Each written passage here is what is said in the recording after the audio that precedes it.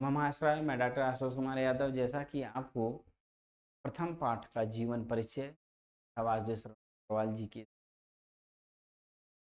जीवन परिचय सारे विषय, आप भले ही वीडियो थोड़ा लॉन्ग है, 40-50 मिनट का है, इससे नहीं मतलब है। मतलब ये है कि आप उसको अच्छे से सुनिएगा, चिंतन करिएगा को साहित्यिक परिचय में क्या लिखना है, जीवन परिचय, साहित्यिक परिचय में भी मूल विषय क्या है, मूल शब्द क्या हैं, जिनको आधार बना करके हम अच्छे से साहित्यिक परिचय लिख सकते हैं, उस पर ज़रूर चिंतन। अब हम उनके पाठ के प्रथम पाठ में राष्ट्र का स्वरूप पर अध्ययन करेंगे, समझेंगे इसमें इन्होंने क्या बताया है और कैसे हम इसको अच्छे से चलिए देखिए। तो अभी आपने पढ़ा था, जीवन परिचय के लास्ट में दिया गया था कि इन्होंने जो राष्ट्र का स्वरूप बताया, तो उसमें 3 चीज़ इन्होंने महत्वपूर्ण बताया। ये भी एग्जाम क्वेश्चन बन सकता है कि वासुदेव शरण अग्रवाल जी राष्ट्र के स्वरूप में किन तत्वों को मूल रूप में स्वीकार करते हैं या कितने तत्वों को स्वीकार। 3 तत्व हैं और तीनों तत्वों में कौन है? तो पृथ्वी है, भूमि हमारी, जो प्रकृति, ये 3 चीज़ें हैं जिससे पूरे राष्ट्र का एक अच्छा राष्ट्र का निर्माण किया जा सके। ठीक है? तो उन्हीं तीनों चीज़ों को अलग-अलग हम लोग देखेंगे। देखिए यहाँ पर जैसे लिखा है भूमि के विषय में, कि भूमि, पृथ्वी, पृथ्वी पर बसने वाला जन, व्यक्ति, एक चीज़ ये हो गया, एक ये हो गया और तीसरा है जन माने लोगों की 3 चीज़ें। पहला क्या है? भूमि है, तीसरा है भूमि पर बसने वाला, निवास करने वाला व्यक्ति और उस व्यक्ति की अपनी, ठीक है? इन तीनों के सम्मिलन से अर्थात मिलने से ही राष्ट्र का, भूमि का निर्माण देवताओं ने किया, वह अनंत काल से, उसका कोई निश्चित काल समय नहीं है। उसके भौतिक रूप, भौतिक मान जैसे नदियाँ, ठीक है, खाल उच ये सब जो भी, ठीक, जो ठोस अवस्था में, उसका जो सौंदर्य है अर्थात सुंदरता है, हरियाली है, जंगल है, समुद्र है, तो क्या है उसकी सौंदर्यता है, हिमालय पर्वत है, बर्फ है, तब उसके सौंदर्य की समृद्धि, समृद्धि मतलब होता है ऐश्वर्य, धन संपदा, पृथ्वी से बहुत सारी चीजें हम प्राप्त करते हैं। इन तीनों चीजों के प्रति सचेत होना हमारा आवश्यक कर्तव्य है। अर्थात पहली बात तो पृथ्वी का निर्माण किसने किया? पृथ्वी का निर्माण देवताओं ने अनंत काल से है। और इस पृथ्वी पर तो बहुत बहुत चीजें हैं जिनमें महत्वपूर्ण, ये तो कहा ये पृथ्वी की भौतिक भौतिक जो स्वरूप है, दूसरा उसका सौंदर्य है और तीसरा उसकी समृद्धि है, अर्थात उसका जो वैभव है उसको हम कैसे आगे बढ़ाएं, ना कि ह्रास करें, उसका बर्बाद करें, खत्म करें, क्या करें, आगे बढ़ाएं। इन तीनों चीज़ों को समझना बड़ा ही जरूरी है। भूमि के पार्थिव स्वरूप अर्थात मिट्टी के स्वरूप के प्रति हम जितने अधिक जागृत होंगे, जानेंगे, समझेंगे, उतने उतनी ही हमारी राष्ट्रीयता बलवती होगी, बलवान। हर जगह की मिट्टी अलग है, कहीं दोमट मिट्टी पाई जा रही है, कहीं काली मिट्टी पाई जा रही है, कहीं लाल मिट्टी पाई, अलग अलग अलग मिट्टियाँ इस पृथ्वी पर, और हर जगह का अपना एक अलग वातावरण है कि नहीं, एटमॉस्फियर है, अलग अलग है। तो जो उस अभी ये कह रहा है कि मिट्टी की जो भौतिक स्थिति, तो अगर हम नहीं, अगर उस पर विचार किए, हमारी राष्ट्रीय एकता बढ़ेगी, क्योंकि जैसे यहाँ देखिए सेब नहीं हो सकता, सेब जहाँ होगा उस प्रदेश में होगा, यहाँ जो चीज़ होगा वो अलग होगा, इस स्थान पे दूसरा। तो हर एक स्थान पर अलग अलग अन्न उत्पन्न हो रहे हैं, हर एक स्थान पर अलग अलग खनिज पदार्थ पाए जा रहे हैं। तो अगर हमको खनिज पदार्थ का, मान लीजिए हमारे यहाँ लोहा हो रहा, वहाँ पे मान लीजिए अन्य सोना चांदी या अन्य कोई चीज़ उत्पन्न, अयस्क इत्यादि, अभ्रक इत्यादि उत्पन्न हो, तो अगर हमको ज़रूरत होगी उसकी तो हम उनसे ग्रहण कर सकते हैं और अपना उनको दे सकते हैं। तो मतलब सब में व्यापार होता रहेगा और पूरा भारत एक, यही बात बता कि पृथ्वी के पार्थिव रूप के प्रति जितने अधिक जानकारी हमारे जागरूक होंगे, उतना ही की भावना बलवती होगी। यह पृथ्वी सच्चे अर्थों में समस्त राष्ट्रीय विचारधारा है। ये है, ये लाइन है, कर ले सकते ये जो पूरी पृथ्वी, यह सच्ची-सच्ची अगर बात समझा जाए तो समस्त राष्ट्रीय विचारधारा की है। नहीं माने मा ठीक है? इस क्यों ऐसा कह रहे हैं? क्योंकि अगर हम पृथ्वी को जान गए, तो पृथ्वी को हम जानेंगे तो कि भैया देखो हमारे यहाँ का पृथ्वी अलग विशेषता है वहाँ की। हम सब अगर मिल के काम करेंगे हमारा पूरा भारत देश बहुत आगे जाए। पूरे एकता की भावना, जो राष्ट्रीयता पृथ्वी के साथ नहीं जुड़ी, वह निर्मूल है, उसका कोई जड़ नहीं। मूल माने जड़ होता। तो जब पृथ्वी को हम नहीं जान पाएँगे तो राष्ट्रीय का भाव, हम सोचिए खाली पैसे से ही, लोगों के बातचीत व्यवहार से ही हम ये राष्ट्रीय एकता ला दें, तो ऐसा संभव नहीं है। इसके लिए पृथ्वी को समझना बहुत ज़रूरी है। राष्ट्रीयता की जड़ें पृथ्वी में जितनी गहरी होंगी, उतनी ही राष्ट्रीयता भावना का अंकुर, जो बीज से निकलने वाला अंकुर होता है, तक ये पृथ्वी के भौतिक स्वरूप की आद्योपांत, आद्य माने पहला, अवंत माने शुरू अवंत से लेकर के सभी चीज़ों का अच्छे से जानना चाहिए। उनकी सुंदरता, उसकी उपयोगिता ये है। अर्थात भारत पृथ्वी की सुंदरता कैसे बनी रहे, पृथ्वी का कैसे हम उपयोग करें और उसकी महत्ता, उसके महत्व को कैसे हम, अगर इन चीज़ों को तब हम पृथ्वी को अच्छी तरह, पृथ्वी को अच्छी, हमारे राष्ट्रीय एकता की तो बात समझ गए ना? सिंपल सी बात यही है। कुल मिलाकर के ये इन्होंने कहा कि पहले अपनी पृथ्वी के बारे में जानो, अपनी भूमि के बारे में। क्योंकि जब भूमि के बारे में आप जानोगे, तब आप समझ पाओगे कि हर जगह की भूमि अलग-अलग है। हर जगह की भूमि में अलग-अलग तत्व पाए जाते हैं। खनिज तत्व जो भी हैं, अलग हैं। सबका अपना-अपना महत्व है। हम लोग एक-दूसरे का आदान-प्रदान करके अपने पूरे भारत देश को आगे ले जा सकते हैं। तो मूल हमारी क्या हो गई? पृथ्वी। जैसे चंदन का वृक्ष हर जगह, या पुष्पा फ़िल्म में देखें, बताया ना कि भाई दक्षिण भारत में वो भी कहाँ, कितनी विशेषता है। अब हो सकता है कहीं पर और कोई ची वृक्ष पाए जा रहे हों या खनिज पदार्थ पाया जा रहा हो।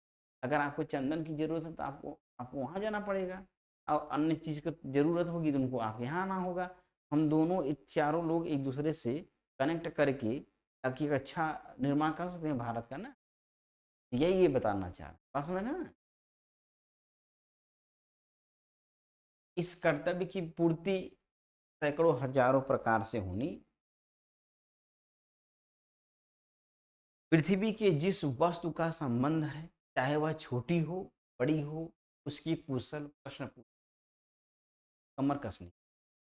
ये नहीं है कि वह जो विशाल है उसी का महत्व, महत्व सबका होता है कि नहीं?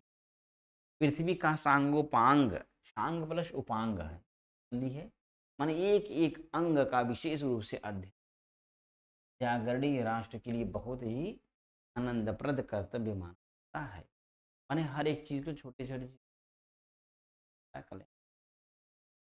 गाँवों और नगरों में सैकड़ों केंद्रों से इस प्रकार के अध्ययन का सूत्रपात होना है। ये ज़रूरी नहीं है कि एक शहर से ही हो, गाँव के भी लोगों को जागरूक होना चाहिए और नगर शहर होना चाहिए। सब लोगों को अपने-अपने पृथ्वी के विषय में, ठीक है? उदाहरण के लिए अब जैसे कहा कि पृथ्वी की उपजाऊ शक्ति को बढ़ाने वाला मेघ, बादल, जो प्रतिवर्ष समय पर आ करके इस पृथ्वी को अपने अमृत जल से सिंचता है, हमारे अध्ययन की परिधि के अंतर्गत आने, माने हमको इस पर भी अध्ययन करना चाहिए कि आखिर जो प्रत्येक वर्ष बादल आकर के पृथ्वी को सींचता है, ऐसे सभी अन्न उत्पन्न होते हैं। तो ये बादल का निर्माण कैसे हो? बादल का निर्माण होने में क्या-क्या सहायक हैं? वो सहायक चीज़ें नष्ट ना हो, हमेशा बनी रहें, और जिससे समय-समय पर वर्षा हो, तो हमको उन चीज़ों को बरकरार रखना होगा। भाई आप लगातार पेड़ों की कटाई करते चले जा रहे हो, पहाड़ों की हमेशा तोड़-तोड़ करके, भाई जो सड़क बनाए जा रहे हैं, घर-द्वार मकान बनाए जा रहे हैं, क्या हो रहा है? मिट्टी, कंकड़ कहाँ से आप ला रहे हैं? पहाड़ों से ही ला रहे हैं ना तोड़ के। लगा जब और संगमरमर देखिए वो भी पहाड़ों से काट-काट के सब अब लगातार कटाई और दोहन आप करते रहेंगे मनमानी, तो वो चीज़ें जब खत्म होंगी तो बादल बनेगा ही नहीं। और नदियाँ भी सूख रही हैं, आप बाँध बनवा रहे हो लगातार, डैम बनवा रहे हैं, जल रोक दे रहे हैं। ये सब क्या है? ये छेड़छाड़ कर रहे हो ना पृथ्वी से आप, प्रकृति से। तो क्या यह बादल हमेशा बन पाएँगे? जब बादल नहीं बारिश करेगा तो जो पृथ्वी पर अन्न उत्पन्न हो रहे हैं जल के माध्यम से वो नहीं होंगे, तो सारा सिस्टम गड़बड़ होगा ना। इसलिए इन्होंने कहा कि यह जो बादल हर वर्ष आकर के वर्षा कर रहा है, यह भी हमारा तय है। उन मेघजलों से परिवर्धित माने बढ़ करके प्रत्येक तृणलता, तृण माने घास हो, माने जो लताएं हैं और वनस्पतियां हैं, इनका सूक्ष्म परिचय प्राप्त कर। अभी देखिए कितनी अच्छी बात बता रहे हैं। भाई पृथ्वी बहुत सारी तृणलताएं या वनस्पतियां पाई जा रही हैं, के लिए सबके लिए उपयोगी हैं, औषधि का कार्य करते हैं। अब देखा जो गिले हुए कोरोना काल में कितना लोग सब उसको बना-बना कर पिए हैं। तो हर एक चीज़ का महत्व है कि नहीं? लोगों ने चंदन वृक्ष का ही महत्व है। भाई चंदन का वृक्ष आपको लाख, 2 लाख, 4 लाख, करोड़, 10 करोड़ पैसा दे सकता है। लेकिन क्या वह गिलोय जो बिना मतलब का हमारे आपके घर के ऊपर गाँव में फैला हुआ है, तो क्या उसका मतलब नहीं वो आपकी तो जान की रक्षा कर दिया। करोड़ों रुपया आपका जान नहीं बचा सकता, गिलोय बचा दिए। वो ज़्यादा महत्वपूर्ण है ना। इसलिए इन्होंने कहा कि पृथ्वी की हर एक चीज़ चाहे छोटी हो चाहे बड़ी हो, सभी लताओं, सभी वनस्पति जानकारी होनी चाहिए, सभी प्रकार की मिट्टियों की जानकारी होनी, उन मिट्टियों के निर्माण में, उन मिट्टियों के उपजाऊ बनाने में मेघ का जिस वातावरण का ज़रूरत है उसका भी हमको जानकारी होनी चाहिए। अगर ये सब जानेंगे, निश्चित है पृथ्वी की नहीं करेंगे, उसका मनमानी दोहन नहीं करेंगे, कि हमारा वातावरण, हमारा समाज, हमारी प्रकृति विनाश की ओर चले। क्लियर हो रहा ना?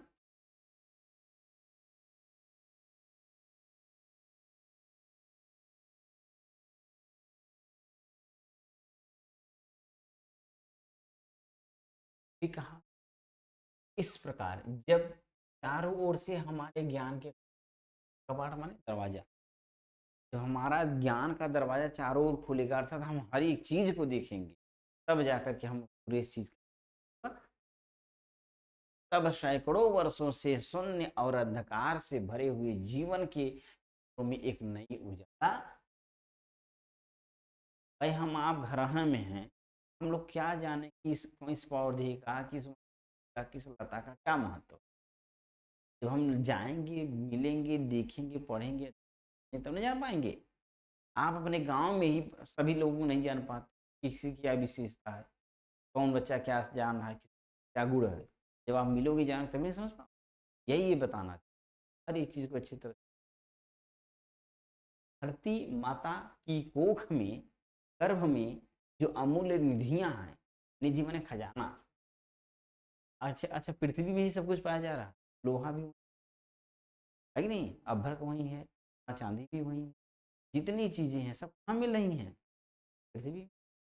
इसका मतलब इसकी कोख में बहुत सारे खजाने विद्यमान होना जरूरी है कि नहीं, जिसके कारण वह वसुंधरा कहला, क्या कहलाती है, वसु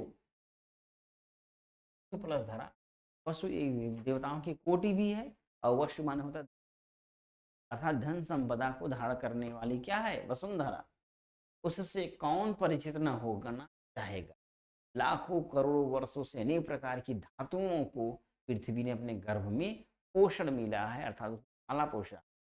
दिन रात बहने वाली नदियों ने पहाड़ों को पीस पीस करके अगणित प्रकार की मिट्टियों से पृथ्वी की देह को सजाया।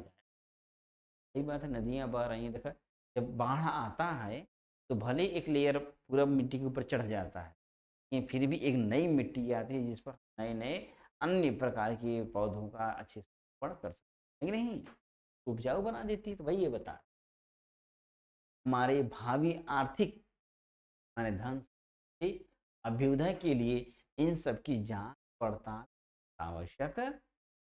और समझना कि जो हमारा भावी आर्थिक आर्थिक माने धन संपत्ति ने हम कैसे हमारा समाज ग्रोथ करे पैसे की दृष्टि में, इसके लिए इस पृथ्वी के अंदर गर्भ का अच्छे से इस मिट्टी में क्या-क्या पाया जा रहा है। पृथ्वी की गोद में जन्म लेने वाले जड़ पत्थर कुशल शिल्पियों से सवारे जाने अत्यंत सौंदर्य के प्रतीक। समझ गए ना? क्या कहें? जड़ पत्थर। पृथ्वी में ही पत्थर पाया जा रहा है। अच्छा, हर पृथ्वी का अपना, अरे हर पत्थर का अपना अलग-अलग है।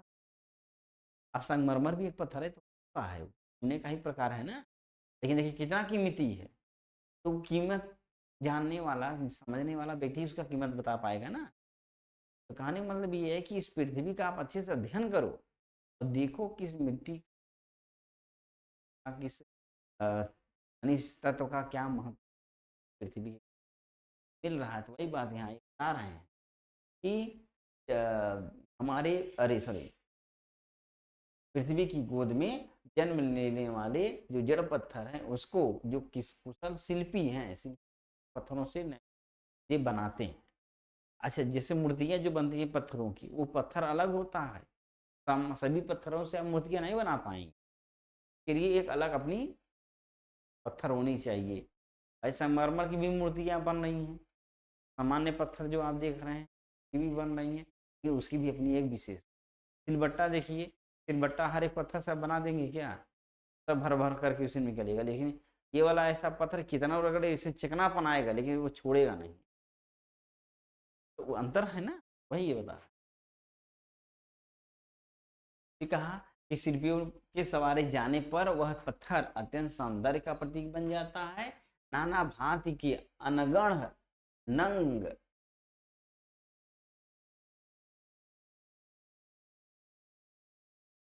नग है ना, तो नाना भात के नाना माने अनेक, भात माने प्रकार, नाना प्रकार के अनगढ़ माने बिना गढ़ी हुई, बिना बनाई हुई नग। नग ये जो पहनते हैं हम लोग अंगूठे में। विंध्य की नदियों के प्रवाह में, विंध्य पर्वत है, उस विंध्य पर्वत की नदियों के प्रवाह में सूर्य की धूप में तिलकते रहते हैं, चमकते रहते। उनको जब चतुर कारीगर पहलदार कटाव पर लाते हैं, एक अच्छी कटाव, अच्छा एक डिजाइन देते हैं, तब उसके प्रत्येक घाट से नई शोभा और सुंदरता फूट पड़ती है। वे अनमोल हो जाते हैं जिसका कोई मूल न हो। देश के नर नारियों की रूप मंडन सौंदर्य, देखिए पत्थरों का लोग कान में भी पहनते, गले में पहनते, गोला गोला सब कितना सुंदर लगता है। तो वो कहाँ से, पत्थर ही तो है, लेकिन उसको एक आकार दिया गया, उसका एक अपना कीमत हो गया। हीरा कहाँ है? कोयला ही तो है, कोयले से निकलता है ना हीरा।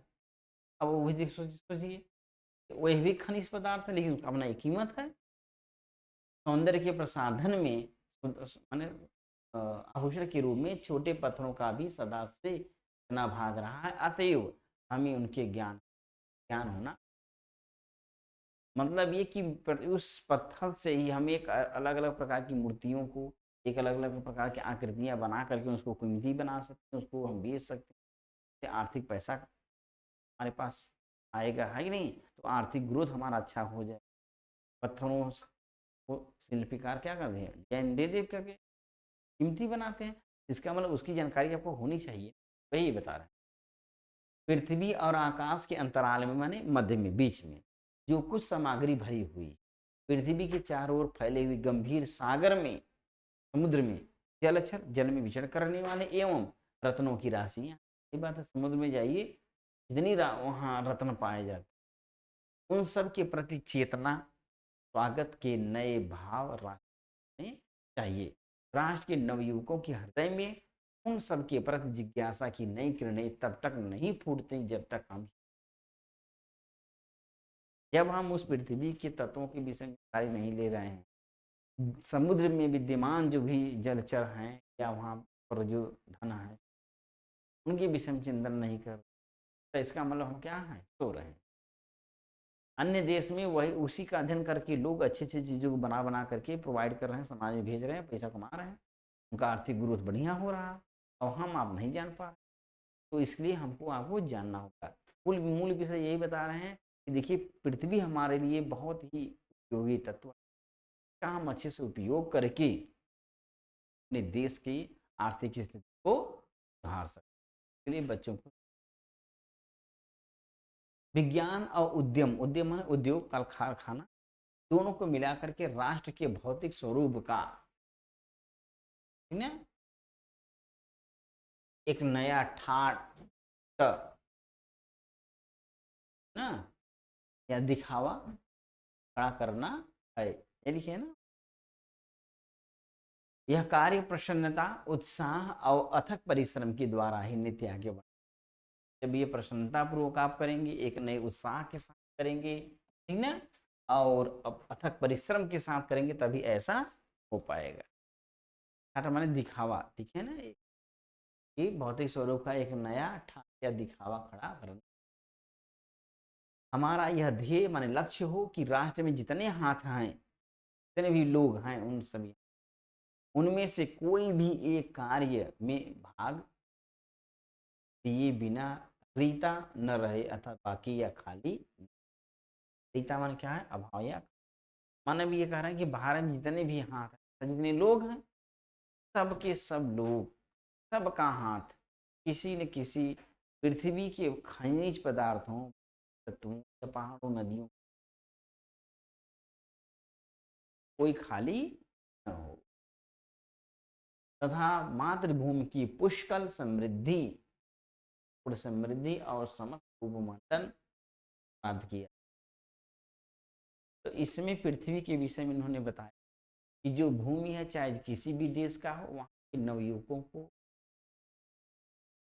जानकारी होनी, पृथ्वी के गर्भ में विद्यमान जो अमूल्य निधियां हैं है, की जानकारी होनी चाहिए, पेड़ पौधों की,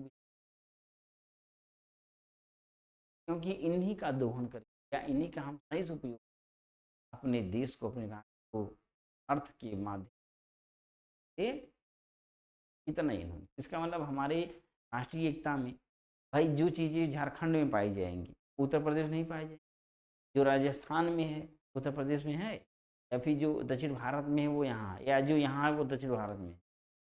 हर जगह अपनी अपनी विशेषता है ना, तो सबको जानकारी अगर होगी तो उसका हम उपयोग करके।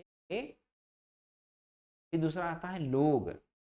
अब ये समझो, आप आपके पास करोड़ों रुपया हो घर में, कहते हैं ना, पूत सपूत तो का धन संचय और पूत कपूत तो का धन संचय।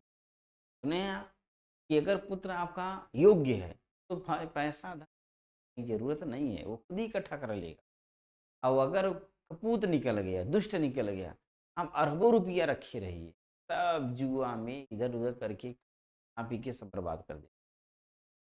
तो वही है, अब वही बताना, पहले पृथ्वी के बारे में बताएं कि देखो भैया तुम्हारे पास अरबों की संपत्ति है ना, अब उस अरबों की संपत्ति का उपयोग करने का तरीका आपको अपना, आप अपन करेंगे, क्योंकि पृथ्वी पर रहने वाले व्यक्ति ही तो उस धन का उपयोग करेंगे, जानवर तो करेंगे नहीं। भाई अगर हम सोना का खटिया दे दें, पूरा पलंग बना के दे दें शेर को, लोमड़ी को, कुत्ते को, तो क्या करेगा वो, तो क्या उपयोग करेगा? हम आप करेंगे ना। इसलिए दूसरे नंबर पे आता है जन, व्यक्ति।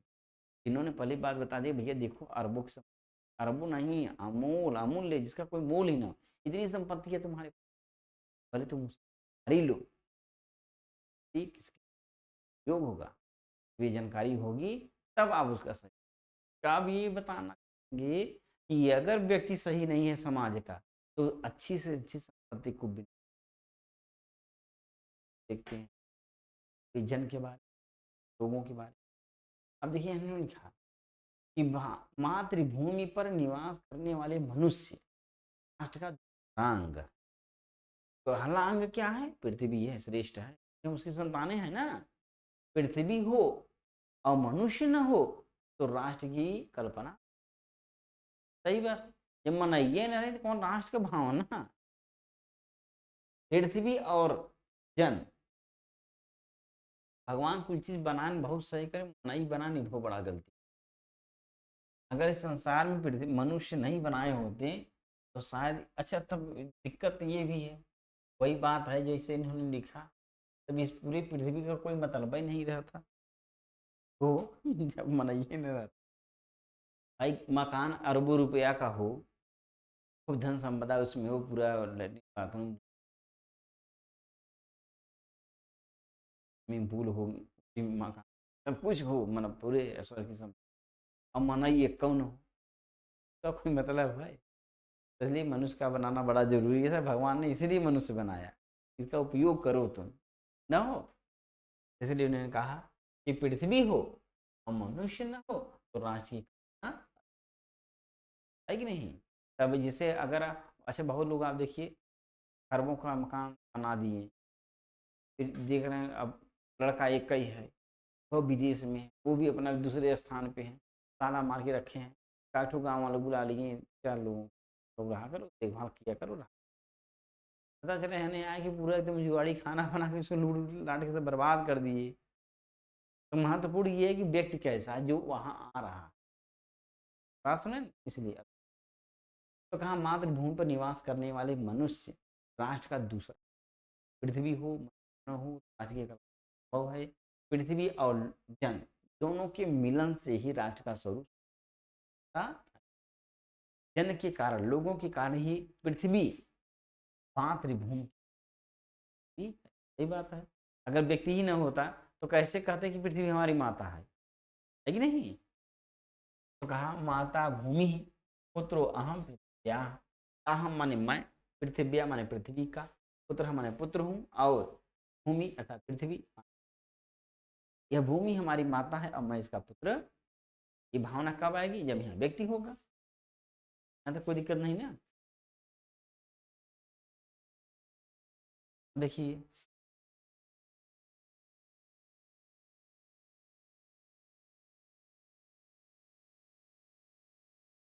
कहा जन के हृदय में माने लोगों के हृदय में इस सूत्र का, इस सूत्र यही माता भूमि पुत्रो हम पृथ्व्या, ये सूत्र है। आप अपनी माता के प्रति गलत कभी सोचेंगे? कभी चाहेंगे कि वो हमारी माता के साथ गलत व्यवहार हो या वो दुखी हों, उनके साथ समस्याएं हों? ऐसा नहीं चाहेंगे। जब हम माता समझ ली पृथ्वी को तो ये नहीं चाहेंगे पृथ्वी हमारा विनष्ट की ओर जाए, पृथ्वी का नाश हो, ऐसा नहीं सोचेंगे ना। वही कहें यह जो सूत्र है, सूत्र का अनुभव अगर आप कर रहे हैं तो यही राष्ट्रीयता की मूल कुंजी, राष्ट्रीयता की भावना यहीं पे है। जब से ही आपने समझ ली माता का आप गलत उपयोग नहीं करना, इसी भावना से राष्ट्र निर्माण के अंग मूल भावना क्या है? क्या कि पुत्रोहम पृथिव्या, माता भूमि पुत्रोहम, ये सूत्र आपके मन तो राष्ट्रीय भावना भी उत्पन्न हो, राष्ट्रीय हो रहा है, राष्ट्र का निर्माण का जो बीज है अंकुर है। यह भाव जब सशक्त रूप में जागृत हो जागता है तब राष्ट्र निर्माण के स्वर वायुमंडल में भरने से, क्योंकि सबके सब पूरी पृथ्वी के लोग मान लेंगे ना, पूरी पृथ्वी हम लोगों की माता है, हम सभी पुत्र हैं, हम सभी पुत्र हैं, हम सभी भाई बंधु हैं, वसुधैव कुटुंबकम, पूरा वसुधा पूरी इस परिवार की माता पृथ्वी है। तो हम सभी बच्चों का कर्तव्य इस पृथ्वी माता का, इससे जो चीजें अच्छी उपयोग करें उसको भी बनाते रहें, भी करते रहें, है कि नहीं? इस भाव के द्वारा ही मनुष्य पृथ्वी के साथ अपने संबंध करते हैं। जहाँ यह भाव नहीं है वहाँ लोग और पृथ्वी का संबंध भी अचेतन और जड़ के समान हो गया ना। अब जैसे ये कुर्सी है, ये कुर्सी मतलब सोफा है, इसका इससे कोई मतलब है? अगर हम उसको उठा के वहाँ पटक दें, उसको वहाँ पटक दें, दोनों आपस में बात कर पाएंगे, विचार कर पाएंगे क्या तुम्हारे साथ गलत हुआ, तुम्हारे साथ नहीं, क्योंकि क्या है, जड़ है, अचेतन है। वैसे ही अगर पृथ्वी के विषय में हम पृथ्वी का हम सही से उपयोग नहीं कर रहे हैं, हम जड़ चेतन के रूप में काम। जिस समय भी लोगों का हृदय भूमि के साथ माता का और पुत्र की बनता है, उसी समय उसी क्षण आनंद और श्रद्धा से का जो प्रिय है, हृदय है, भाव है, भर जाता है ना। रस भरा हुआ उसका प्रमाण भाव मातृभूमि के लिए इस हाँ, जैसे ही आपके मन में आया कि हम इसकी हैं है, तुरंत ही आपके मन में ये विचार आएगा, नमो मात्रै पृथिव्यै, नमो मात्रै। तब यहाँ मात्रे सप्तमी, सॉरी चतुर्थी विभक्ति है, नमो मात्रे पृथ्वी, यही नमः पर है चतुर्थी, नमः सो कालम, ये शूद्र है, ये चतुर्थी करता है। तो कहा कि पृथ्वी पृथिव्यै चतुर्थी विभक्ति एक वचन ये भी है, चतुर्थी ये भी है, अर्थात पृथ्वी माता को नमस्कार या प्रणाम है। तो जैसे ही अगर आपके मन में आए कि मेरी माँ, तो फिर इसी से वास्तव में आप देखिए भाई, जैसे हम लोग कैसे बने हैं, अन्न खा करके, अन्न कहाँ से पैदा हुआ, मिट्टी से हुआ। आपकी जो माँ है वो भी इसी मिट्टी से, पृथ्वी से अन्न को खाई हैं, तब उनका निर्माण हुआ, उनसे आपका निर्माण हुआ। तो मूल जड़ कौन है, पृथ्वी न है। तो हमारे सबकी माता पृथ्वी भी नहीं हुई। यही ये बता रहे हैं कि जब ये मन में आपके विचार आया, वैसे ही आपके मन में भाव आया, इस माता को प्रणाम है, ये कारण हम धरती हैं, हमारा कर्तव्य है कि रखें। यह प्रमाण भाव ही भूमि और लोगों का दृढ़ बंधन है। इसी दृढ़ भित्ति, भित्ति माने दीवार, भित्ति माने दीवार पर राष्ट्र का भवन तैयार किया। इसी दृढ़ चट्टान पर राष्ट्र का चिर जीवन आश्रित रहता। इसी मर्यादा को मानकर, इसी मर्यादा माने इसको और माता भूमि पृथ्वी मर्यादा मानकर राष्ट्र के प्रति मनुष्यों के कर्तव्य अधिकारों का उदय होता। जो लोग पृथ्वी के साथ माता और पुत्र के संबंध को स्वीकार करता है, उसे ही पृथ्वी के वरदानों अर्थात पृथ्वी के खनिज तत्वों को उपभोग करने का यह भाग। माता के प्रति अनुराग माने प्रेम, सेवा का भाव पुत्र का एक स्वाभाविक कर्तव्य होता है। वह एक निष्कारण धर्म है। निष्कारण माने जिसमें कोई कारण नहीं है कि पैसा हमें चाहे तबे माइक हम गुड़ दबाओ, पैसा हमें चाहे तबे माइक हम प्रेम करो। स्वाभाविक है, अपना अपनी माँ से प्रेम होता है। स्वार्थ के लिए पुत्र का माता के प्रति प्रेम पुत्र के अधः पतन माने नरक में जाने को सोचता। अगर आप अपनी माँ से इसलिए प्रेम कर रहे हैं कि 10 बीघा जमीन बा, 2 भाई है, अगर माई तो वहाँ क्या है, वो आपके पतन का कारण बन जाएगा, विनाश का कारण बन जाएगा। क्योंकि वहाँ क्या आ गया आपका, समझ रहे ना। उसे अपने कर्तव्यों के प्रति पहले ध्यान देना हमारा मूल कर्तव्य, बाकी दुनिया बाकी देखा जाए, है कि नहीं। तो इसको आप समझ रहे हैं क्या बताना चाह रहे हैं, यहाँ पृथ्वी और माता, पृथ्वी माता क्यों कर रहे हैं बार बार, है कि बताओ। जानते हैं इसीलिए क्योंकि जब हम उनको माँ समझेंगे और माँ से हमको कुछ ग्रहण सारी चीज़ें मिलता है। आप ही देखिए, अभी आपका इतना उम्र हो गया, आप अपने से कुछ किए अपने लिए, खाना आपको माँ बना रही, कपड़ा आपका माँ धो रही है, आपको पैसे की जुगाड़ माँ कर रही है, आपकी सोच आपके विचार हर एक चीज़ में उनका इंटरफेयर है कि नहीं है।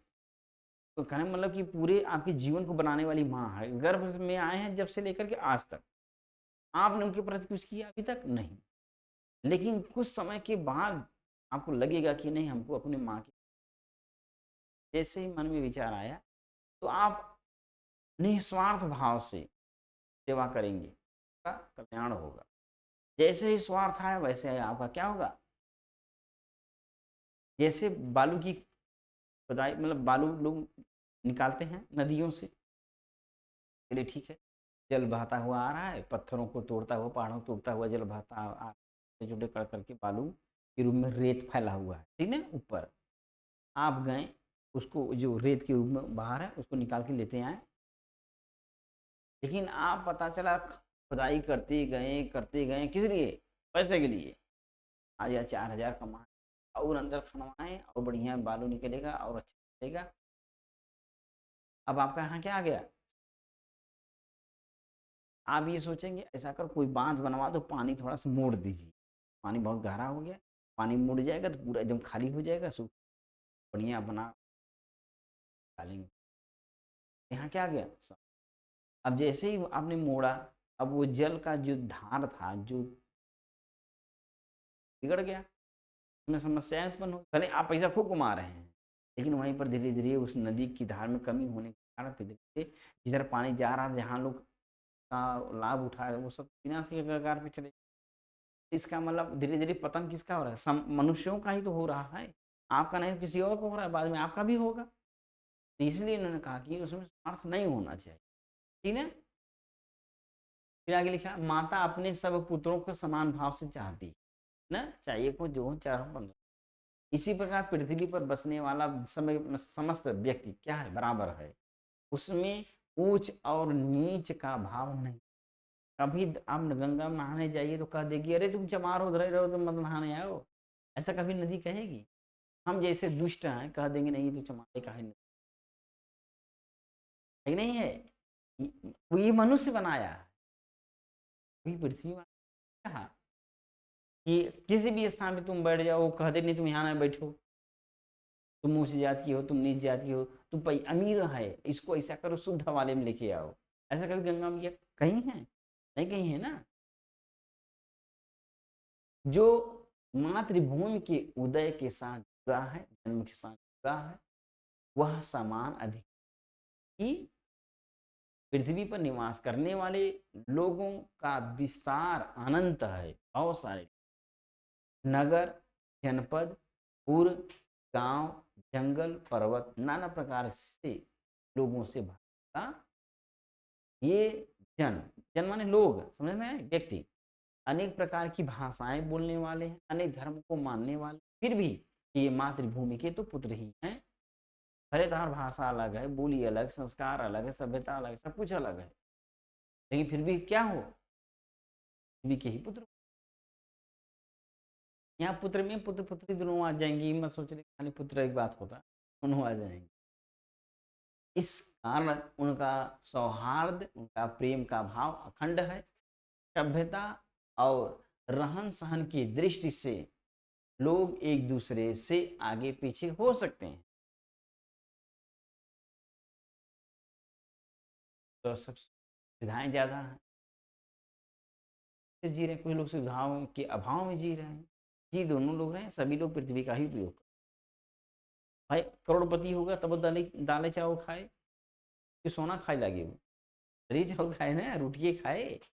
भाई हम आम गेहूँ खाते, वो हो सका चना खाए, जौ खाए, बाजरा खाए, हाँ, मोटा अनाज कुछ खाए। हम आप नहीं खा पा रहे हैं भाई, नहीं, लेकिन हम भी खा तो रहे हैं गेहूँ, वो भी तो पृथ्वी का ही है। तो यही बात कर रहे हैं कि सभ्यता रहन सहन में आगे पीछे भले हो सकते हैं, किंतु इस कारण से पृथ्वी के साथ उनका जो संबंध है माता पुत्र का, उसमें कोई भेदभाव उत्पन्न नहीं हो सकता है।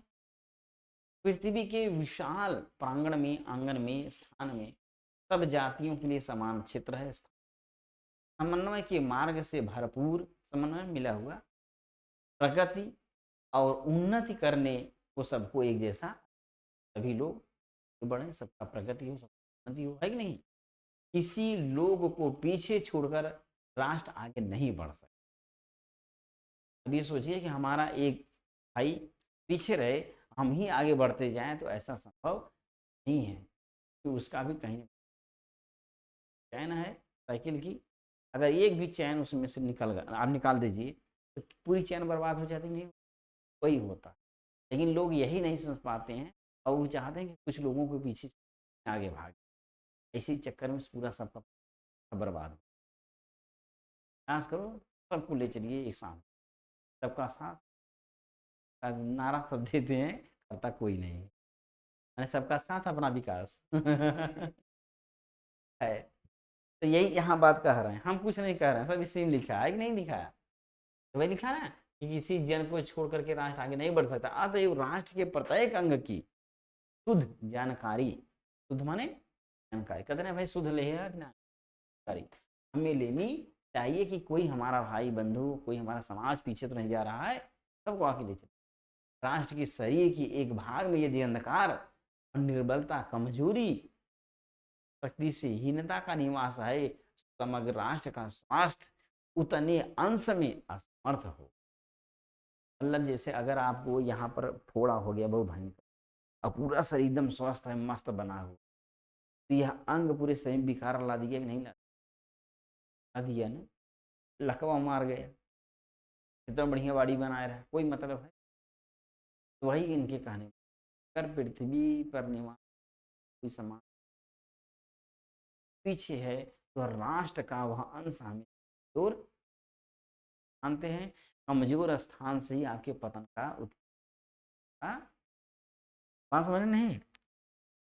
अगर कोई बीमारी है, तो खांसी आ गई, खांसी गले सीना से शुरू हुआ, जकड़न हुई, सोचे कि चलो बाकी हमारा अंग सही है, थोड़ा एक ठे दिक्कत बा, कोनो बात नहीं।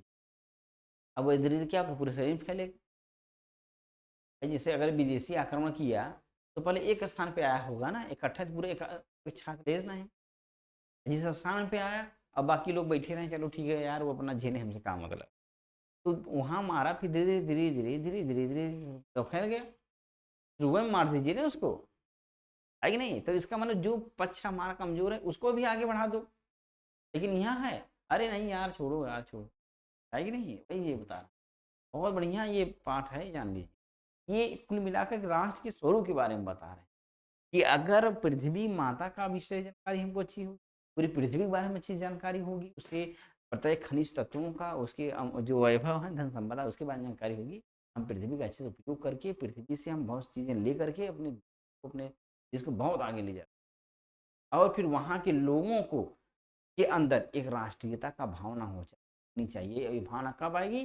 जब उनके अंदर ये विचार होगा कि माता पृथ्वी, अरे जो पृथ्वी है ये हमारी पुत्र हैं, और ये ऐसा कर पाएंगे। और जब पृथ्वी को माता बना ली तो पूरी विश्व हमारा भाई हो गया। मतलब हर एक पक्ष को हमको ले, हर एक व्यक्ति, हर एक समाज को आगे लेकर, बात समझ में? फिर आगे बढ़ते हैं।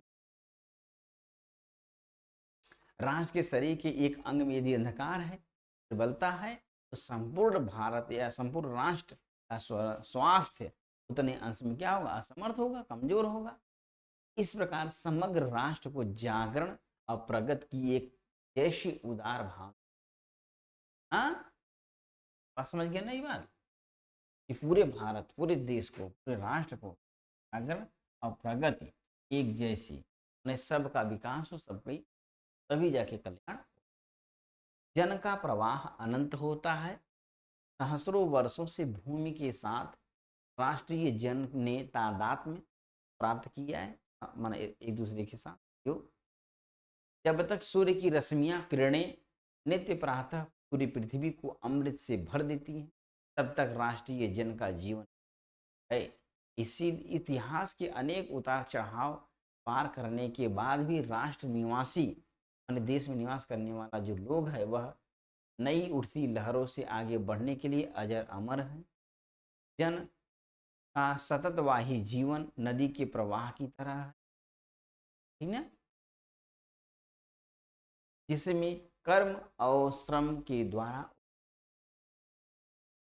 हाँ, ना, कर्म और परिश्रम, मतलब ये कि ये मत सोचो कि भारत गुलाम रहा, लड़ा, फिर आजाद हुआ, फिर गुलाम, मतलब ये प्रक्रिया हमेशा से दुख सुख के संसार का नियम ही है। कुछ लोग मरेंगे, कुछ पैदा होंगे, फिर मरेंगे, फिर पैदा होंगे।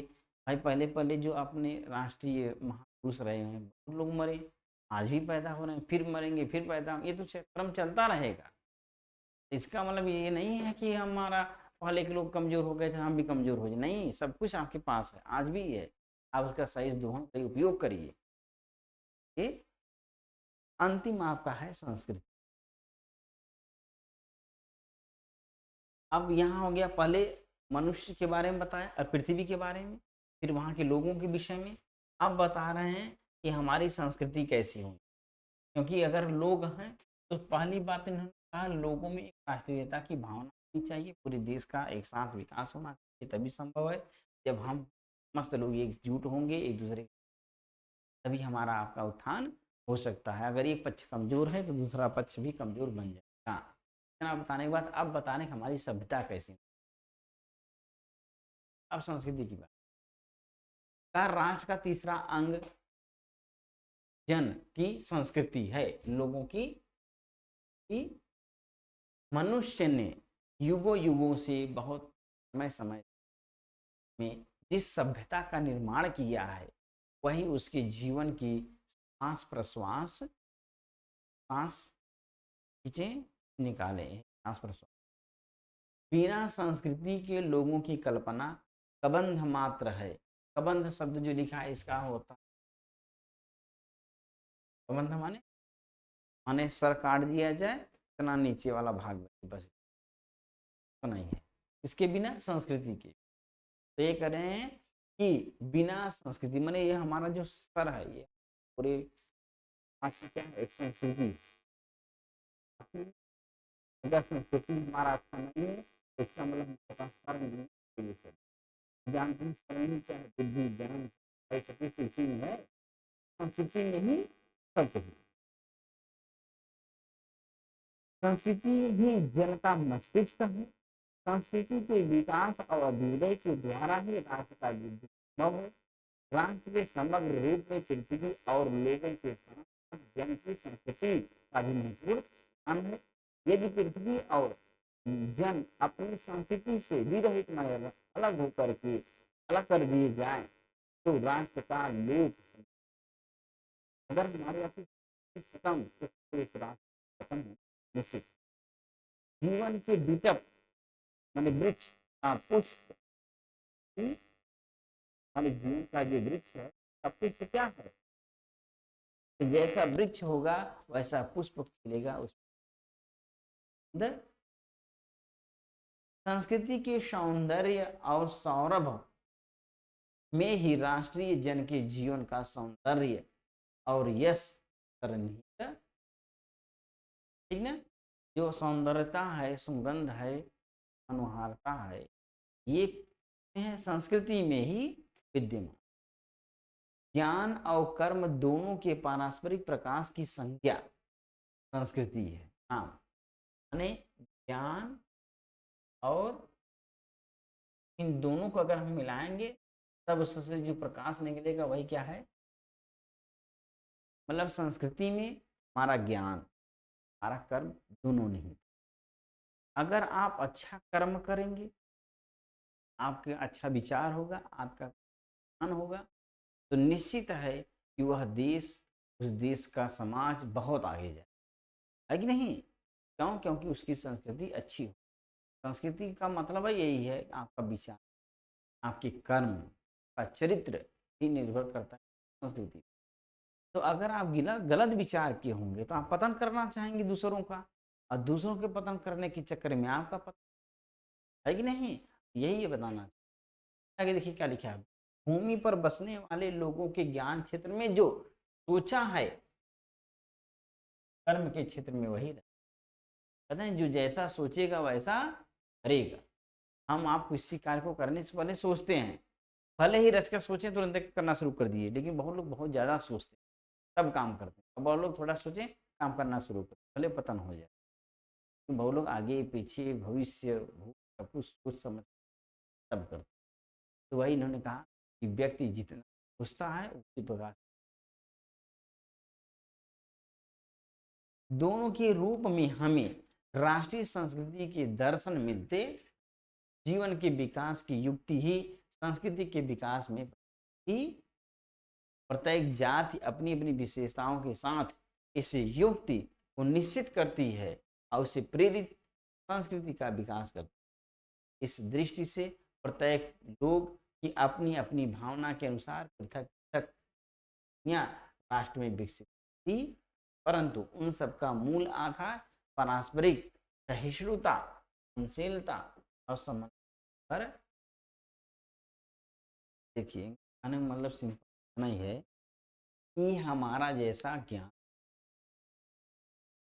सोच होगी वैसा ही हमारा कर्म होगा, और जैसा ज्ञान और हमारा कर्म होगा वैसे ही संस्कृति के मतलब समझ, चरित्र, कर्म सब इसमें है, ठीक है। तो जैसा अगर आप जैसे वही है कि मान लीजिए आपने सोचा चलो यार हम पेड़ की कटाई करके पैसा कमाते हैं, तो किसी ने विचार दिया कि ऐसा है हरे पेड़ मत काटो, हरे पेड़ आप काटोगे तो इससे क्या होगा, पर्यावरण को हानि होगी, जो वातावरण है वह दूषित होगा, क्योंकि जो पेड़ पौधे हैं इस करने में निभाते, वो ऑक्सीजन दे रहे हैं, वातावरण को शुद्ध बना रहे हैं, जल के निर्माण में सहयोगी हो रहा है, बरसात के निर्माण। अब फिर किसी ने कहा अरे यार 10-20 पेड़ काट देंगे तो क्या हो जाएगा, है पैसा कमा। अरे देखो इस पेड़ का बड़ा 50,000 मिल रहा है, काटने तो बहुत जंगल है यार, फिर पैदा होते रहेंगे। अब कटाई शुरू कर, मनमानी कटाई शुरू कर दिए। तो इन्होंने कहा कि अगर हम लोग फैक्ट्री बना दें, इतना कमाएं, हमारा विकास, तो भैया तुम पैसा कमाने चाहिए, अपने विकास के चक्कर में पूरा नाश कर दिया। इसका मतलब तुम्हारी विचार नहीं सही है, और जब तुम्हारे विचार नहीं है तो तुम्हारा कर्म भी नहीं सही है। इसलिए इन्होंने कहा ना कि ज्ञान और कर्म का दोनों का मिला हुआ रूप भी क्या है, संस्कृति है।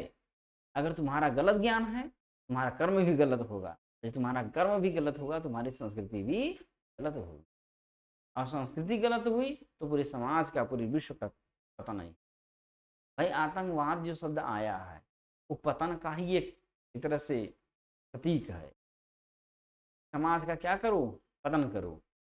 अब वो आतंकवाद अब मनुष्य को मारे या किसको मारे वो अलग बात है, लेकिन वो पतन तो कर रहा है ना।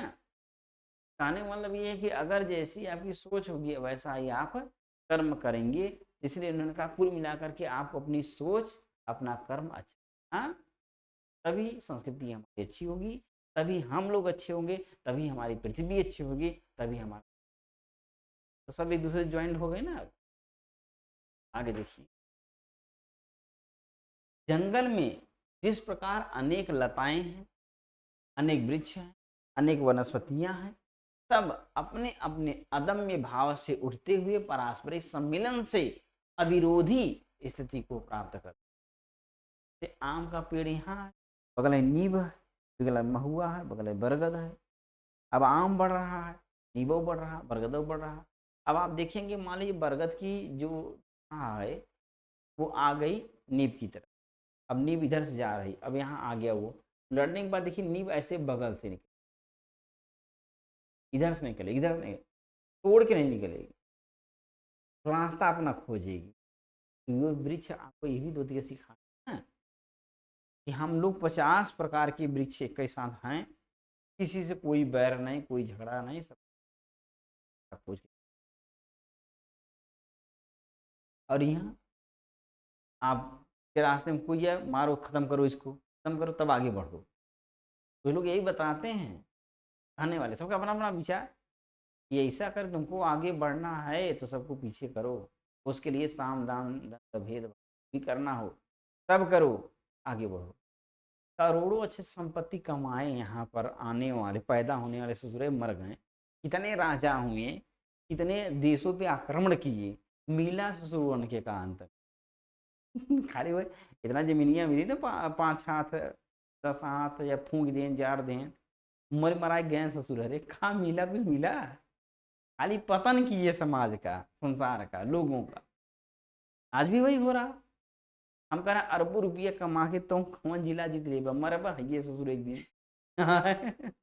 लेकिन लोग कर रहे हैं, वही ये बताना चाह रहे हैं। देखो ये चीज बताने हैं कि जिस प्रकार जंगल में अनेक लताएं हैं, वृक्ष हैं, वनस्पतियां, सब अपने अदम्य भाव से अच्छे से उठते हुए पारस्परिक सम्मेलन के साथ अविरोधी होकर के, बिना विरोध किए हुए ही स्थित रहते हैं।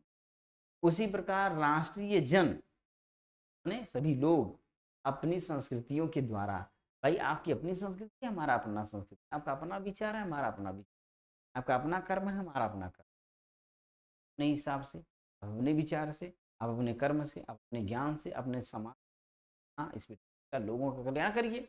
हम अपने हिसाब से कर रहे हैं, ना आप हमारा विरोध करिए ना हम आपका विरोध। यही बात ये बता, एक दूसरे के साथ मिलकर के राष्ट्र में रहते हैं। इस प्रकार जल के अनेक प्रवाह नदियों के रूप में मिलकर समुद्र में एक रूप, यही बात है। लेकिन नदियाँ सबका प्रवाह अलग है, कोई नदी तेज से चलती, कोई स्लो चलती है, कोई पहाड़ों से हो रही, कुछ मैदानी भागों से आ रही, आ तो सभी रही हैं, अंत में कहाँ जा रही है, समुद्र में मिल रही। और समुद्र क्या है, एक रूपता का प्रतीक।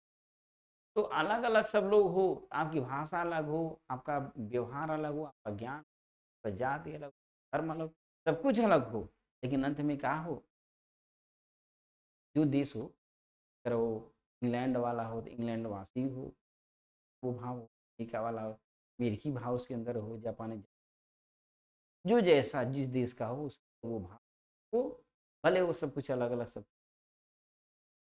सही है ना। जिस जो हो गया ना उसी प्रकार राष्ट्रीय जीवन की अनेक विधियां राष्ट्रीय संस्कृति में समन्वय को प्राप्त करती। समन्वय युक्त जीवन ही राष्ट्र का सुखदायक रूप मिल करके बन हम रह रहे हैं, तो उससे ही राष्ट्र का निर्माण होगा, उससे राष्ट्र। समझ में आ गया ना।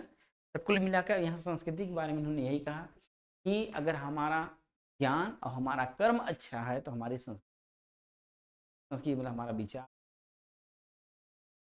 ये सब अच्छी होगी कब, तो हमारा मूल रूप से इन्होंने ज्ञान और कर्म पर बोला। ठीक है ना। चलिए अब अंतिम दौर पे हम लोग हैं, थोड़ा सा और बचा, इसको देख लेते हैं।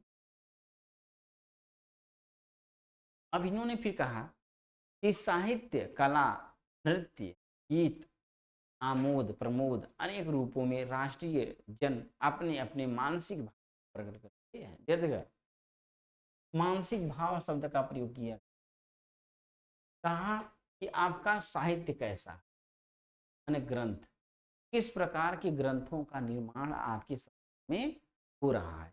किताबें देखिए, किताब समाज का आईना होती है, ये जाने नहीं आप या फिल्म पिक्चर ये सब समाज के आईना है। जो समाज में घटित हो रही हैं वही चीजें किताबों में या पिक्चरों में, फिल्मों। तो मतलब अगर कोई फिल्म आपके यहाँ बन रही है, उसमें किसी चीज का, चाहे वह गलत चीज हो, अगर उसका बढ़ावा दिया जा रहा है, गलत ही चीज, चाहे नशा वाला पदार्थ हो, मार काट वाला, चाहे वह युवाओं के पतन की ओर वाला में आ रहा हो, ये चीजें अगर उसमें दिखाई जा रही है, इसका मतलब वहाँ का जो समाज है इस चीज से क्या है, ग्रसित है।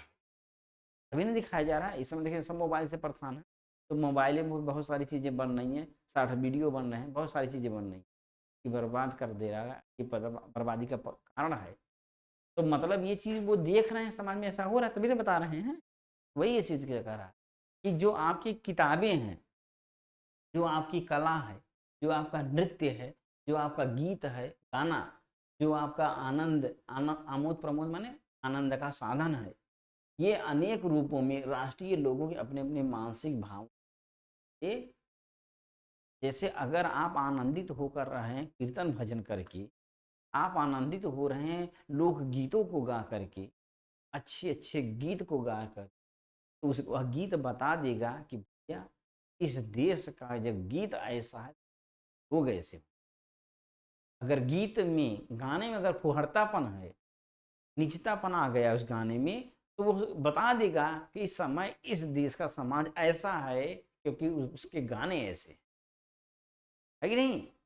आप देखिए कहीं आप ऐसे स्थान पे जाइए जहाँ सब अच्छे के अंदर हो, वहाँ अच्छे गीत बजेंगे, और जहाँ टपोरी जिससे होते हैं अगले कुल, वहाँ जाइए वहाँ उस तरह का गाना बजेगा। अभी एक बुढ़ापा कोई हो और वो सब ऐसे 50 से 60 साल वाला हो, 40 से 50 साल वाला हो, 30 से 40 साल वाला हो, 20 से 30 साल वाला हो, 10 से 20 साल वाला हो, सबको बैठाइए और सबको कहीं गाना लगाइए। देखिए सब अपने अपने हिसाब से गाना लगाएंगे। क्यों? क्योंकि जिसके मन में जो विचार चल रहा है, सोच उसकी, जो समाज को देख रहा है, उसी हिसाब से गाना लगाए। वही ये बता रहे हैं, हमारे विचार, हमारी भावनाएं, हमारे समाज या हमारी संस्कृति को व्यक्त क्या करता है, हमारा साहित्य, हमारी कला, हमारा गीत, हमारा अमोद। कुछ लोग जुआ खेलने में आनंदित होते हैं, आज मजा आएगी यार रात भर जुआ। अब कुछ लोग पढ़ने में आनंद, आज रात भर पढ़, आनंद वहां भी है, आनंद वहां भी, लेकिन वो आपके विचार को व्यक्त कर, कैसी है। कोई दारू पीने में आनंदित हो रहा है, कोई जुआ खेलने में आनंदित हो रहा है, कोई किसी को बात करने में आनंदित हो रहा है, कोई चुगलखोरी करने में आनंद हो रहा है, सब आनंदित है। तो वही ये बता रहे हैं, ये लाइन की कितनी बढ़िया लाइन कि हमारा साहित्य, हमारी कला, हमारा नृत्य, हमारा गीत, हमारा अमोद प्रमोद ही हमारे मानसिक भाव को। फिर आगे कहा, आत्मा का जो विश्वव्यापी आनंद है वह इन विविध रूपों में शांत, ये हृदय में जो चल रहा है वही इन चीजों में आपका। भाई कपड़ा पहनने के लिए लोग अच्छा भी पहन, बहुत लोग भी पहन, लेकिन उनको वही अच्छा लग रहा है। तो वो उनकी सोच को व्यक्त कर रहा है ना, कि सोच कैसा है। यद्यपि बाह्य रूप की दृष्टि से संस्कृति के ये बाहरी लक्षण अनेक दिखाई पड़ते हैं, किंतु आंतरिक आनंद की दृष्टि से उनमें एक है। बाहर रूप में तो हमारे पहनने का वस्त्र अलग है, बोलने की भाषा अलग है, रहन सहने का तरीका अलग है, बैठने का तरीका अलग है। लेकिन फिर भी अगर हम पृथ्वी पे हैं, मस्त पृथ्वी के लोगों को अपना समझ रहे हैं, क्या मतलब हम एक शुद्धता एक हाँ, कहने मतलब बाहरी दिखावा उतना महत्वपूर्ण नहीं है, तो आपका एक विचार है कि नहीं आता है। जो व्यक्ति सहृदयी है वह प्रत्येक संस्कृति के आनंद पक्ष को बात करने, जो व्यक्ति क्या है सहृदयी है, हृदय अच्छा है, तो वह समस्त समाज के लोगों के को सब अच्छे। मुस्लिम परिवार का भी अपनी सभ्यता है, ईसाइयों का अपनी सभ्यता, बौद्ध धर्मों का अपनी विशेषता है, जैन का अपनी विशेषता, अमेरिका वाले का अपनी, सबका अपना अपना है।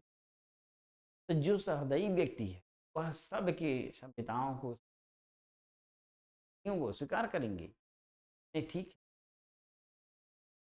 समाज का क्या हो कल्याण हो बस। फिर आगे लिखा, इसी प्रकार उदार भावना ही विविध जनों से बने हुए राष्ट्र के लिए स्वास्थ्य है। यही मूल है उदार की भावना, कल्याण की। संस्कृति रहन सहन भाव विचार कुछ भी उसने मतलब है, बस उदार की भावना है तो हमारे देश का हमारे विश्व का। गांवों और जंगलों में स्वच्छंद जन्म लेने वाले लोकगीतों में, लोकगीत माने गांव में कजरी, लोग कजरी भी गा रहे हैं, अपनी जगह अलग अलग सब गाते होंगे। तारों के नीचे विकसित लोक कथाओं, दादा दादी जो कहानियां सुनाते उनमें संस्कृति का अमित भंडार भरा हुआ है, मिटाया नहीं जा सकता, जहां से आनंद की भरपूर मात्रा प्राप्त हो सकती के परिचय काल।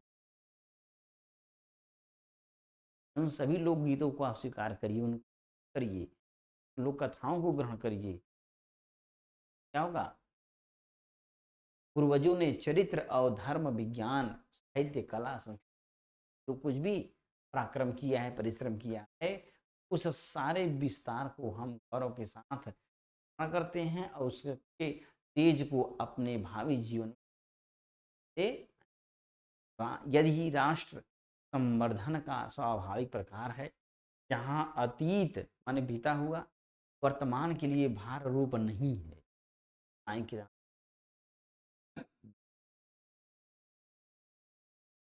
जहां भूत वर्तमान को जकड़ नहीं रखना चाहता, वरन अपने वरदान से पुष्टि करके उसे आगे बढ़ाना चाहता है।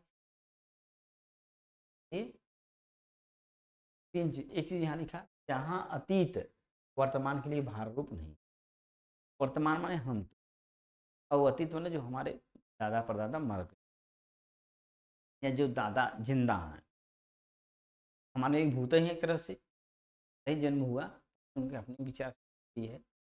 तो कहें कि जो पूर्वजों का ज्ञान है, जो पूर्वजों का परिश्रम, जो पूर्वजों की सोच है, उन्होंने या आपको विचार दिए हैं, या हमारे दादा परदादा भी हैं, दादा दादी हमको विचार दे रहे हैं, अगर उनके विचार उनकी सोच उनके क्रियाकलाप हमारे लिए भार रूप नहीं है, एक शब्द ठीक ना, ये शब्द क्यों लिखे जानते हैं, क्योंकि हम लोग दादा दादी क्या समझते हैं, भार स्वरूप समझते, पत्नी क्या बड़बड़ बड़बड़ करते रहते हैं, यहाँ जाइए तो टोकेंगे, वहाँ जाइए तो ये करिए तो टोकेंगे, हमेशा कुछ ना कुछ करते, तो आपको बड़ा बेकार लगता है। कुछ लोग मनाते हैं बुढ़वा कहिया मरी यार, मज्जत तक हुई जाती, तो हमारे लिए वो भार के समान हो गए ना। उन्होंने कहा कि जहाँ भार स्वरूप नहीं है, अथवा अब वर्तमान की बात आ गई, क्या कहा कि जहाँ पर भूत को वर्तमान जकड़ नहीं रखना चाहिए, वरन अपने वरदान से पुष्टि करके उसे मतलब कि जहाँ दादा कि जहाँ भूत वर्तमान को जकड़ नहीं रखते, मतलब जहाँ दादा दादी हमारे आपके विचारों को, हमारे आपकी सोच को, हमारे आपके क्रियाकलाप को दबाना नहीं चाहते, मतलब दादा दादी भी हमारे हिसाब हमारे समय से हमको प्रेरित करें कि ठीक है आगे बढ़ो, और हम आप भी उनका स्वागत करें कि आपका भी विचार स्वागत करें, तो वह समाज माने दोनों दादा दादी हमारा आपका सपोर्ट करें, हम आप उनका सपोर्ट करें, मतलब हम आप उनकी भावनाओं को समझे और वो आप हमारी भावना। तो भाई जैसे वो समझें कि हाँ नहीं मोबाइल का युग है, नहीं हाँ कुछ आगे बढ़ने का समय है, बच्चा कहीं भी जा कर के पढ़ सकता है, लड़की वो कहीं भी पढ़ सकती है, कुछ भी कर सकती हो, उसका अपना निजी मामला है। हाँ वो सही से रहे, सभ्यता में रहे, एक समाज को आगे ले जाने की स्थिति में रहे, तो ठीक है तुम आगे जाओ। अगर ऐसा आपके दादा आपको कह रहे हैं और आप अपने दादा का विचार स्वीकार, नहीं दादा आप सही कह रहे हो, हम गलत जा रहे हैं, हमको ऐसी संगत नहीं करनी चाहिए, हमको यहाँ नहीं करना घूमना चाहिए, तो मतलब आपने दादा का सम्मान दिए। तो जब आप उनका सम्मान दे रहे हैं मतलब वो आपके लिए भाव स्वरूप नहीं है, और वो आप बांधना नहीं चाहते हैं कि नहीं आप यहीं रहो, बाहर मत जाओ, ऐसे रहो वैसे रहो, दोनों अगर एक दूसरे का सपोर्ट कर रहे हैं तो वह भारत, वह देश, वह समाज ये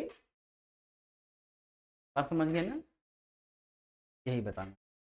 तो वासुदेव खंड अग्रवाल जी, सिंपल सी बात है, 3 चीज़ों को इन्होंने महत्व दिया। पहला क्या रहा? भूमि, दूसरा लोग, तीसरा संस्कृति। पृथ्वी में अमूल्य निधियां हैं, अमूल्य खजाना है जिसका कोई मोल नहीं, जिसका कोई जोड़ तोड़ नहीं है, उसका हमको ज्ञान होना बहुत ज़रूरी है। ज्ञान होगा तो इसका हम सही से उपयोग करेंगे, और सही उपयोग करेंगे तो हमारा आर्थिक विकास होगा, हमारा सामाजिक विकास होगा। अब इसके बाद आता है लोग। यदि लोग अच्छे हैं और यहाँ के लोग इस पृथ्वी को एक माता के रूप में स्वीकार करते हैं, यहाँ के लोग अगर इस पृथ्वी के इसका सही से उपयोग कर रहे हैं तो हमारा जाएगा। फिर हमारी संस्कृति अगर अच्छी है, हमारा ज्ञान कर्म अच्छा, ज्ञान कर्म का क्या है? संस्कृति है। अगर ये हमारे अच्छे हैं, आप अपने भूत को, अपने अतीत को सम्मान देते हैं और भूत या अतीत हमारा सम्मान करते हैं, तो यह हमारा समाज। यह चैप्टर बहुत सुंदर रहा है। तो आज इतना ही पढ़ाएंगे, नेक्स्ट वीडियो में हम आपको इससे संबंधित 1-2 प्रश्न हल करवा देंगे, फिर आप उसको जो भी प्रश्न बच जाते हैं उसका अध्ययन कर लेंगे। खाली एक बार आपको पढ़ना रहेगा, एक बार संस्कार माइंड में बन जाए, निश्चित है आप एग्जाम में अच्छा कर लेंगे। तो इतना ही, नमः।